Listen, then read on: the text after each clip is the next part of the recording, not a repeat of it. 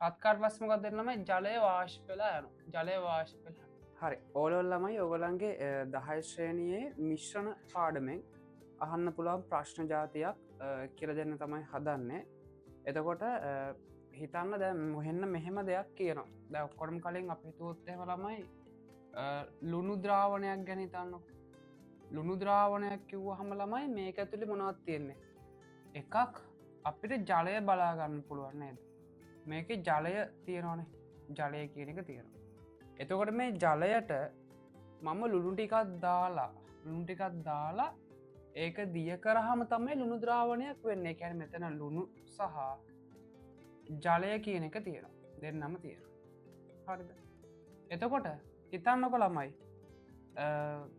මෙන්න මේක මෙන්න මෙහෙම දෙයක් වෙනවා හරි දැන් ඉස්සලාම අපිට ස්කන්ධ භාගයක් යම්කිසි ද්‍රාවණයක දියවෙලා තියෙන කෙනෙක්ගේ ස්කන්ධ භාගයක් හොයන්න කිව්වොත් එහෙම ද්‍රාවය කියන මොකක්ද ළමයි ද්‍රාවය කියන අපි මේ දිය කරන කෙන එකැන උදාහනකත ලුණු ද්‍රාවණයක් ගත්තොත්තෙම අපි දිය කරන ලුණුනේ අතොට එයා තමයි ද්‍රාව වෙන්නේ මෙයා තමයි ද්‍රාව්‍ය වෙන්න මෙයා තමයි ද්‍රාවය වෙන්න පරණ එතට මේ දෙන්නගේම එකතුව තමයි සමස්ත ද්‍රාවණය කිය එතට මගෙන් විභාග හැවොත්තය වෙන මෙන්න මෙහෙම ප්‍රශ්නයක්මකක්ද උදාහරණකෙ රිතරන්නකෝ මම ලුණුග්‍රෑම් 10ක් ලුණුග්‍රෑම් 10ක්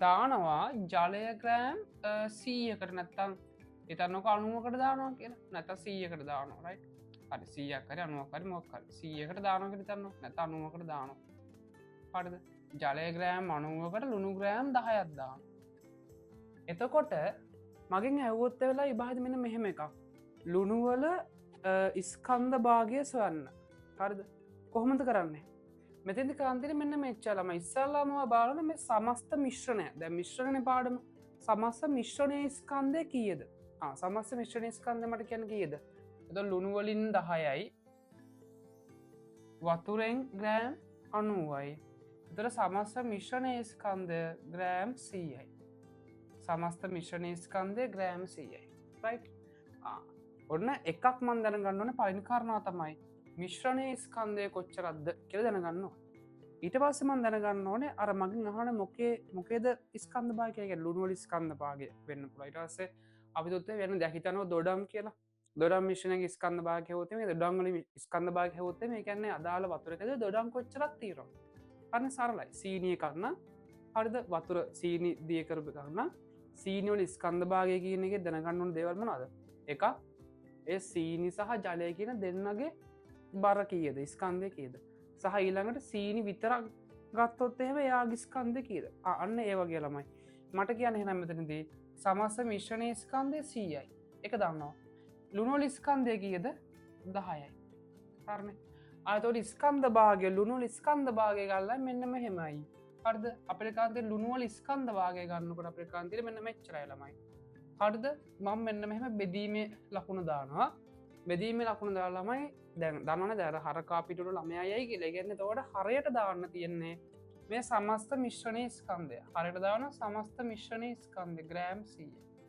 මේකින් උඩට දානොලමයි අපෙන් අහන කෙනෙ කෙන ලුණුවල ස්කන්ධ භාගයන හන්න යන ලුණුවල ස්කන්දය ඒද ග්‍රෑම් 10 තොට ග්‍රෑම්ට ග්‍රෑම් කැපිල ගහිල මට මෙතරින්ගෙන නොලමයි දස්සම්ම එකයි කියලා ඔන්න හෙනම් මම මේ ගත්ත උදාහරන දාලා ලුණුවල ස්කන්ධ භාගය කියන්නේ දස්සම එක හරන හරින ලියල්ලමයි ස්කන්ධ භාගය සමානයි ද්‍රාවය ස්කන්ධ බෙදීම ද්‍රාවණ ස්කන්ධය එතවට ද්‍රාවණ ස්කන්ධයකුහම සරලෝ ලියන්න මේකට ඔන්න මේකට ඔන්න ආයකක් ලියන්න පුළන් ඔන්නවාට සමාලකුණත් දාලා ඕන්න ලියල්ලමයි ඉරෙන් උඩ ලියන්න අහන කෙනගේ ස්කන්දය කමන් නෑන තයකොල්ලම දැනගන්න ගන්න උත්තරේගන්න ඕනේ අට දහන කෙනගේ ස්කන්ධක නිබහකට මේක ලියන්න හොඳ මතක තියාගන්න මේදිට අහන කෙනගේ ස්කන්දය බෙදීම මිශ්‍රණයේ ස්කන්ධ හරි දහන කෙනගේ ස්කන්දයේදී මිශ්‍රණයේ ස්කන්ධ ඊට සුදාහනකර වෙන මේක දාල්ලමයි වතුර ග්‍රෑම් අනුවකට ලුණු ග්‍රෑම් 10ක් මිශ්‍ර කළ විට ලුණුවල ස්කන්ධ භාගය සොයන්න වතුර ග්‍රෑම් අනුවකට ලුණු ග්‍රෑම් 10ක් මිශ්‍ර කළ විට ලුණුවල ස්කන්ධ භාගය සොයන්න හරි කියලා මෙන්න මේ ගාන හදන්න එතකොට මෙන්න මෙතන අපට සමස්ත මිශ්‍රණයේ ස්කන්ධය ගන්න පුළ ඉස්සලාම සමස්ත මිශ්‍රණයේ ස්කන්ධය මේක ලියන සමස්ත මිශ්‍රණයේ ස්කන්ධය. හරිද? ඊට පස්සේ මේකට ලුණු වල ස්කන්ධය. ලුණු ස්කන්ධය වෙදී මිශ්‍රණයේ ස්කන්ධය. එතකොට ලුණු වල ස්කන්ධ භාගය කියන දර්ශන එක. හරිද? පැහැදිලිද? right? හරි. එතකොට ඉතින්ලා මෙන්න මෙහෙම දෙයක් යම් කිසි ද්‍රාවණයක් තියෙනවා. හරිද? යම් කිසි ද්‍රාවණයක් තියෙනවා. යම් කිසි ද්‍රාවණයක් තියෙනවා මෙන්න මෙහෙම එකක්. යම් කිසි ද්‍රාවණයක් තියෙනවා ඒ ද්‍රාවණයේ ස්කන්ධය. හරිද? යම් කිසි ද්‍රාවණයක් තියෙන ඒ ද්‍රාවණයේ යම් දෙයක් අපි තුමු සීනි කියලා. සීනි මිශ්‍ර කරලා තියෙනවා. හරිද? සීනි මිශ්‍ර කරාට පස්සේ මිශ්‍රණයේ ස්කන්ධය ග්‍රෑම් 200යි. ඊට පස්සේ කවුරු හරි කියලා ළමයි මේක රත් කරනවා කියලා. මේක රත් කරනවා. රත් කරාට පස්සේ මොකද වෙන්නේ ළමයි? ජලය වාෂ්ප වෙලා යනවා. ජලය වාෂ්ප වෙලා. ජලය වාෂ්ප වෙලා ගියාට පස්සේ මේකේ අඩිය ඉතුරු වෙන්නේ සීනි ටික විතරයි. මේක අඩිය ඉතුරු වෙන්නේ right මේ විදිහට සීනි ටික විතරයි. හරිද? එතකොට මේ අඩිය ඉතුරු වෙච්ච සීනි වල ස්කන්ධය ග්‍රෑම් 10යි කියලා කියනවා. ස්කන්ධ භාගය සර්. සීනි වල ස්කන්ධ භාගය සර්. හරිද? right. මෙන්න මේ ප්‍රශ්නයක් ලියා ගන්න ළමයි. ග්‍රෑම් 200ක සීනි ද්‍රාවණයක් ග්‍රෑම් 200ක සීනි ද්‍රාවණයක් රත් කළ විට ග්‍රෑම් 200ක සීනි ද්‍රාවණයක් රත් කළ විට ග්‍රෑම් 10ක සීනි ප්‍රමාණයක් ඉතුරු වුණි. ග්‍රෑම් 10ක සීනි ප්‍රමාණයක් ඉතුරු වුණි. මෙම මිශ්‍රණයේ සීනි වල ස්කන්ධ භාගය සර්. මෙම මිශ්‍රණයේ සීනි වල ස්කන්ධ භාගය සර්. මොකක්ද ගාන්තය? එතන තංගා රූප දෙකක් දෙන්නවා. රූප දෙකක් දෙන්න. හරි. එන්දද. රයිට්. මොකද්ද ගාන්තය? එතකොට මේ සරලයි. එතකොට අහන කෙනාගේ සීනි වල ස්කන්ධ භාගය අහන්නේ. එතකොට අහන කෙනාගේ ස්කන්ධය ග්‍රෑම් 10යි. අදාළ මිශ්‍රණයේ ස්කන්ධය දැන් මෙතනදී එකපාර දීලා තියෙනවා නම් 200යි කියලා. එකපාර දීලා තියෙනවා 200යි කියලා. එහෙනම් 200. G ට G කැපෙනවා. මේකට මේක කැපෙන. එතකොට එන ළමයි. එක බෙදීම 20යි කියන්නේ කීයද? එක දෙකෙන් බෙදුවොත් නම් 0.5යිනේ. එහෙනම් තව බිංදුවක් තියෙනවා. කියන්නේ 0.05. අන්න ඔන්න ළමයි සීනි වල ස්කන්ධ භාගය මේ ගානට අදාළව අපිට හොයන්න පුළුවන්. හරිනේ? right. හරි.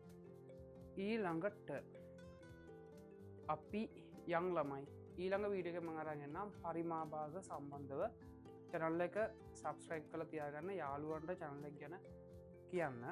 right. ඒ වගේම මේ මාසේ විභාගයට මාස 6ක් තියෙද්දි විභාගයට මාස 6ක් තියෙද්දි පටන් ගන්නවා රිවිෂන් පේපර් ක්ලාස් එකක් O level ළමයිට. ඒකට අවශ්‍ය ළමයිට සම්බන්ධ වෙන්න පුළුවන්. අයියලක් කරනවා නම් දැනුවත් කරන්න channel එක යාළුවන්ට share කරලා තියාගන්න. ඊට පස්සේ අපි හම්බෙමු පරිමා භාග කියන කොටස.